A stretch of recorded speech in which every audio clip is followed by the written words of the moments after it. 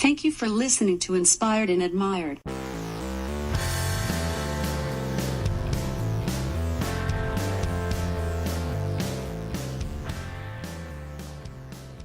Thank you for listening to Inspired and Admired. I am Matt Truman.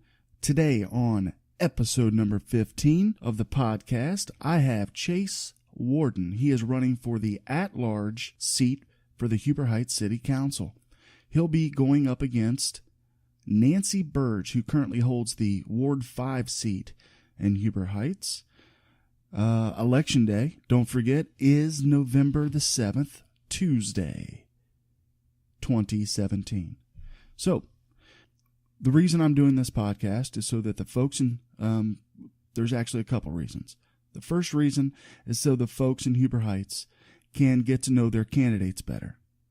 They can hear some of their ideas and just listen to them in this type of format. The other reason is hopefully there's someone out there who's looking to run. Maybe it's not in Huber Heights. Maybe it's, because we have people who listen all over the country to this podcast. So maybe someone out there is looking to run for local government in their town.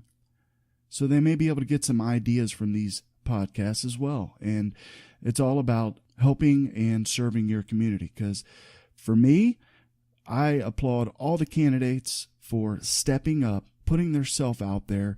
A lot of this, and I think some of you will, I would say all of you would understand that it's not easy to put yourself out there.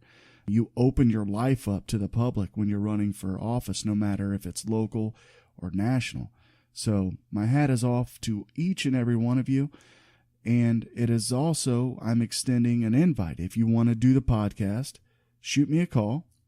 Shoot me an email at truepodcast@gmail.com for those folks in Huber Heights who are running, and we'll get you on the podcast, and we'll keep it to this format and have fun with it.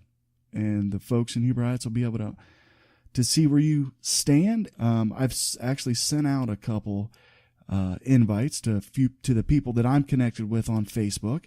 I've received some people who said yes, they're going to do the podcast. I believe the next podcast we're going to do will be with Jeff Gore. There's a couple of folks who haven't responded, a couple that said they weren't able to do the podcast. So I will do my best to get all the candidates on here. If I can't, then I can't. But anyway, today's episode is with Chase Warden. So I hope you enjoy it. If you do, write us a review on iTunes. Write us a review wherever reviews are held or wherever you can write a review. Thanks, guys, for listening, and here's the podcast. Okay, ladies and gentlemen, I'm here with Chase Warden. He is running for the at-large council position in Huber Heights, Ohio. Chase, welcome to Inspired and Admired. Well, thank you. Glad to be here. Just a few things before we get going in depth on why you're running and everything for the at-large position. Give us a little bit about yourself, where you grew up, your background, family, and all that good stuff. All right. Well, I've lived my whole life in Huber Heights. I was born at St. Elizabeth Hospital, so I've been in the area literally my entire life. I'm 25 years old, and the reason I'm running is I really love the city that I've grown up in, and it's just not where it could be, in my opinion. That's the main reason. Okay. But to tell you a little bit about myself personally, I was a history major in college, and I've always kind of liked the idea of politics, but, when it starts affecting, the place you live, it gets personal. And I've seen a lot of things, like I said, that Huber could be doing a lot better, or, going at things in a better way. Then I think, I could do a better job than some of them that we have up there on council now. So that's pretty much why I am running, and kind of why I decided to. Yeah. What are some things that you think Huber Heights could use some work on? Well, there's several things really. We have a huge, what I would call, landlord and leaselord problem that has affected the overall look of the city. So you have like Vinebrook, which used to be Huber Homes, and you have individual leaselords of properties that businesses use that kind of let the properties go, and it's affected the value and the overall look of the city isn't as appealing as it once was because of that. And I think we need to look at some of our zoning laws and maybe better enforce the ones that we don't and upgrade those as needed. There's a lot that's needed on that point. My biggest problem is the south part of town, or what people have come to realize as south of 70. I kind of see it more as south of Chambersburg. We're kind of letting properties go way down in value because of what you might consider were design flaws in the city's overall structure. We got houses right down the middle of 201 and 202, businesses on the outside. When you have where you can only have certain kinds of model homes in certain areas, that complicates things a little bit. Right. That's a little bit of all that, really. Do you? I'm not sure. Have you been following up with the Brant Pike revitalization and things like that? And do you think that that's going to help with that? And I understand a lot of people. Just kind of backtracking, the north-south, since the developments have been coming in north of 70, it's kind of been talked about north-south, but the newer developments obviously aren't going to need as much work as the southern portion of Huber Heights. So do you think that the Brant Pike revitalization program that they're doing now, and they keep briefing it, do you think that's going to help any, or do you think there's going to be more that needs done there? Well, I think overall the Brant revitalization project is a help. Obviously, there could always be more done, but I think that does take a good step in the right direction. Mm-hmm. From what I am understanding, they're going to redo what's now become the town center, which is kind of in between Chambersburg and Fishburg. Whether that be also including the new library and everything that's supposed to be redone. That's what I'm hearing is in the plans. My only concern is you see a lot of corporations getting facelifts on Brant Pike and surrounding areas like KFC, Taco Bell, and I'm worried more about the local business, the small businesses, and if what they're going to be able to see out of that. Right. Because it seems like along with pizza companies, along with auto parts stores, you see a lot of strip malls, where there's a lot of empty spaces going up. And that seems to be a knee-jerk reaction to build one of those instead of, standalone properties. There's a lot of things that we could be doing differently, I think. Sure. The one thing I'm kind of worried about with H.H. Gregg going out, if they do end up somehow passing this $100 million project on executive, which is what everyone's talking about.